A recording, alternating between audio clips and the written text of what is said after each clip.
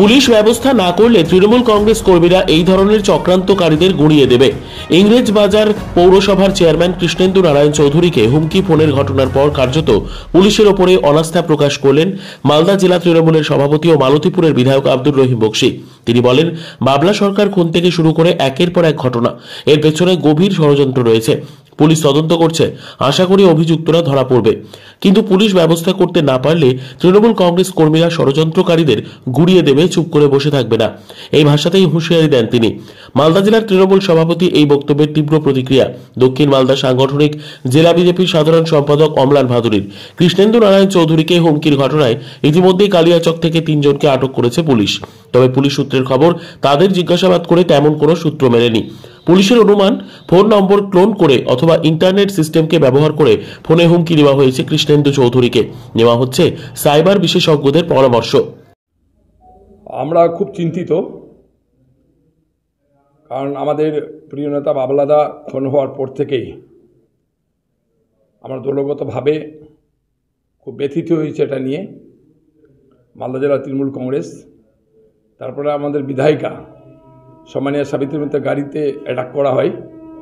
আমাদের দলের রাজ্যের সহসভাপতি, প্রাক্তন মন্ত্রী, মালদা জেলার তৃণমূল কংগ্রেসের অন্যতম নেতা, ইংরেজবাজার পৌরসভার চেয়ারম্যান, তাকে প্রাণনাশের হুমকি দিয়ে ডি কোম্পানি বলে একটা সংস্থা বা একটা ব্যক্তি বা একটা গোষ্ঠী বা একটা গ্যাং, তারা আজকে ফোন করে প্রাণনাশের হুমকি দিয়েছে, টাকা দাবি করেছে।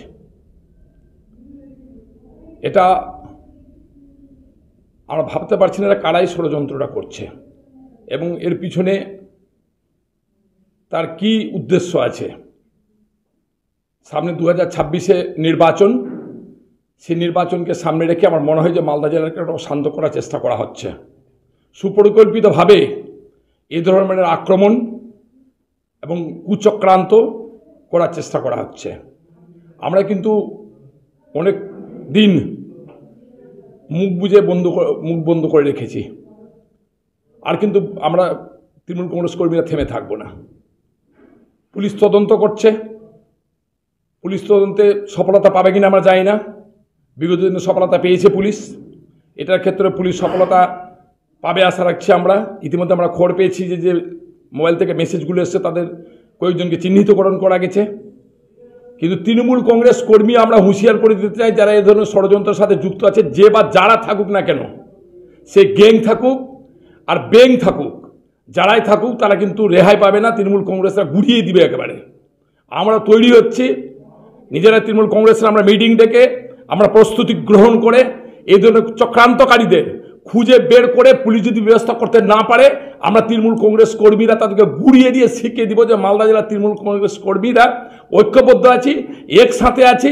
তোমাদের মতো যতই গ্যাং ফ্যাং ইয়াং ব্যাং থাকুক, তার কাছে তৃণমূল কংগ্রেস মালদা জেলা কমিটি পড়ুয়া করে না। এটা কিন্তু আগামী দিনে প্রমাণ করে দিব। আজকের হুমকির পরে আমরা কিন্তু থেমে থাকবো না। আমরা চ্যালেঞ্জ করছি, এই কুচক্রান্তকারী যারা আছে, তারা গ্যাংয়ের থাকুক আর ঘরের ভিতরে থাকুক আর বাইরে থাকুক আর আভ্যন্তরীণ থাকুক, যেই থাকুক না কেন, তাকে তৃণমূল কংগ্রেস মালদা জেলা কমিটির পক্ষ থেকে হুঁশিয়ার করে দিচ্ছি, সাবধানতা অবলম্বন না করলে আগামী দিনে তৃণমূল কংগ্রেস কিন্তু ছেড়ে কথা বলবে না।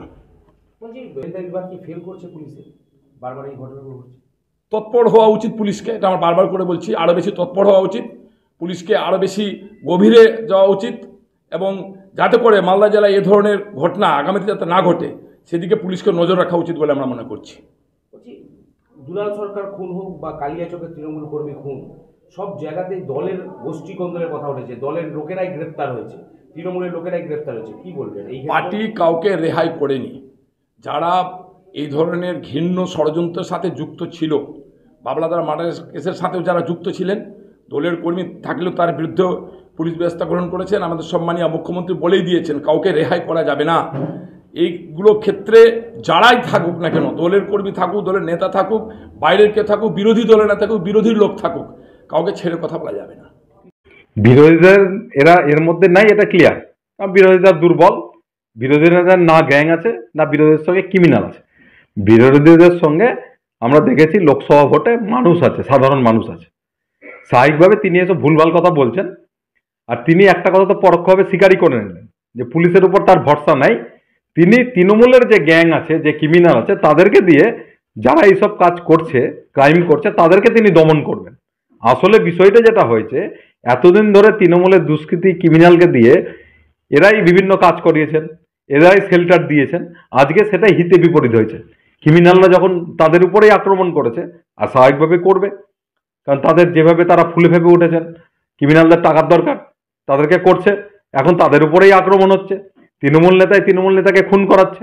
আর এই ঘটনাটাও যদি তৃণমূলের কেউই করিয়ে থাকেন কৃষ্ণেন্দু চৌধুরীর উপরে, তাহলে সেটা বেরোবে। তো একটা ভালো হয়েছে যে পুলিশের উপরে তার ভরসা থাকছে না, আমাদেরও ভরসা নাই পুলিশের উপর। এবং এটা পরিষ্কারভাবে আমরা বলছি যে রাজ্যে পুলিশ কোনো কাজ করছে না, ল অ্যান্ড অর্ডার মালদা জেলায় নাই। এবং তিনিও পরোক্ষভাবে স্বীকার করে নিয়েছেন, এবং তার যে গ্যাং আছে সেটাও তিনি স্বীকার করেছেন। তো ঠিক আছে, তার যা ক্রিমিনাল আছে সেটা দিয়ে যদি আরেক ক্রিমিনালদের তিনি দমন করতে পারেন, খুব ভালো কথা। আমরা উপকৃত হব, সাধারণ মানুষ উপকৃত হবে, এবং তৃণমূলের এই গ্যাং বাড়ুক আরো। Bureau report, news for Bengal.